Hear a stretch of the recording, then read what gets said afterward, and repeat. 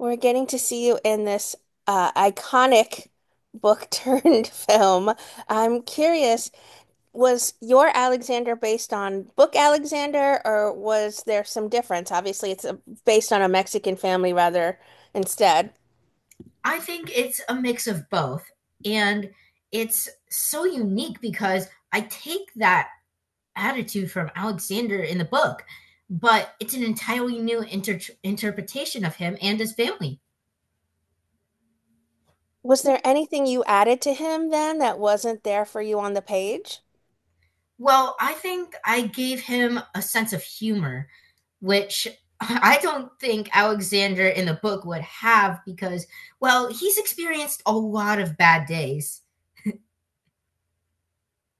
And he's just about to get worse ones because he's here on this family's road trip. I love your parents, your on-screen parents, and I'm curious, what was it like getting to share a screen with iconic actors like Eva Longoria, Cheech Marin? Well, it was so incredible because they were so sweet, so supportive, and they're just so talented. They bring so much to the film, every single scene, every single line. And I really look up to them. Well, there's some incredible scenes you got to work on, and so much dialogue because this is such a great movie with lots of heart and humor to it. What were some of your favorite scenes to shoot? One of my favorite scenes to shoot was the one where we discovered Soledad in New Mexico.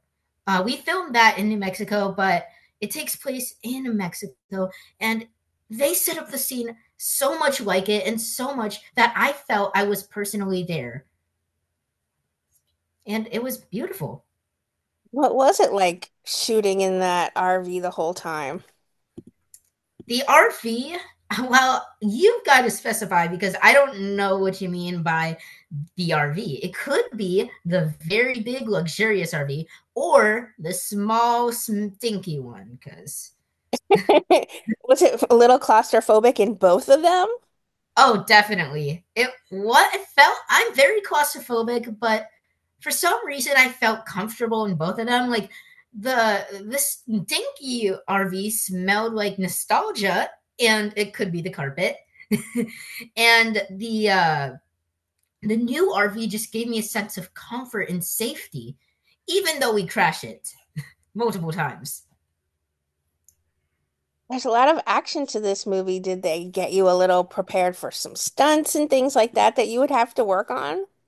Yes, but unfortunately, I was not ready for one of them. And that was when I had to hang upside down. I felt like my entire body was falling down, but I didn't worry after that because my stunt crew got me. How did you all shake off a long day of being on set? It must not have been too hard, but maybe catching some fresh air after having been in the RVs for so long. It was definitely a sweat worked up in any of those sets, but after a long day, it felt good to go home and get some sleep and rest. But that was also the saddest part of my day because I loved filming the scenes. It was so fun.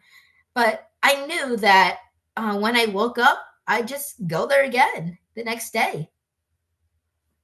A little on-screen looking forward to, a little on-screen not so looking forward to, depending on which RV day it was, I Yeah, guess. absolutely. There Talk was about one. There was one scene I was looking forward to filming though, and that was the scene in the river. uh, There was a huge man-made river with the RV floating in the middle of it, and I was like, "Whoa, what's going on here?" I had no clue until the director Marvin Lemus told me about it. so then did you guys get to spend some time afterwards in the river, just hanging out and relaxing, floating a little? Yep. Unfortunately, they didn't want us to drown, so we had to stay a little bit on land. But it was so fun being on there. It was really awesome. It felt like a real river. I have to ask about working with director Marvin Lemus. Was he very hands-on with you as far as letting you craft your scenes and maybe improving a little as well? He was one of the best directors I've ever had. And he was so kind. And he was just like every other person there, so talented. He knew exactly what to do, when to do it, and when to shout things at me. No, I'm joking. But he's so fun and energetic. And he brought life to the scene every day. Well, this is such a great learning experience for you being on another incredible set. What did you personally take away from working on Alexander and the Terrible, Horrible, No Good, Very Bad Road Trip, other than you need a mouthful to get that out? Well, other than that mouthful, I learned that there's always light at the end of the tunnel, no matter who you are or where you are or what your circumstances. And that also, you just need to trust people. Trust is really important. It's one of the most important things ever. What's next for you then? First, let me ask you, have you heard then much from people who are on social media telling you how much they relate to this Mexican American family and really they love this version of the book? I have been getting a lot of reviews that have been saying they love it and that they can relate. And there are some comments that um give some hate to it, but we can't please everyone, and I think that's perfectly fine. Well, I think it's a special movie, and I think people are going to get to spend more time in the coming up weekends to watch the movie. That way, people will get to see it with their family during the holidays and things like that. And I think it'll be more of a chance for people to catch up and give it a little bit more love. Definitely, I agree with you. It's a family friendly movie which everyone can watch, ages 0 to 100 and above. What's next for you? What are the other projects that you've been busy working on? I am definitely hoping to get another movie. I have worked on one recently, which I'm excited to share when the time comes. But for now, make sure to just look out for me on the TV. Maybe you'll see a commercial or two. All right, we'll make sure we keep an eye out for you. What would you like to say then to everyone who are fans and supporters, Tom, of the wonderful work you do on our screens?